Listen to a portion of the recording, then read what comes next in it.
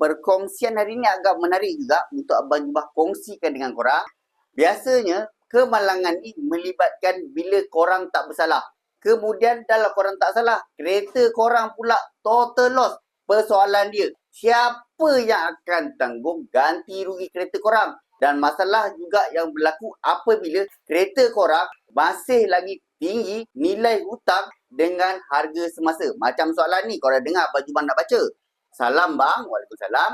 Kereta saya baru je aksiden disebabkan kecuaian pemandu lori.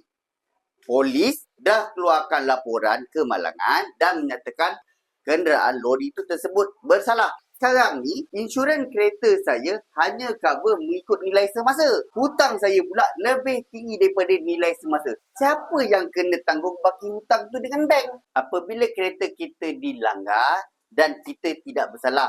Masalahnya adalah hutang kita lebih tinggi daripada baki loan.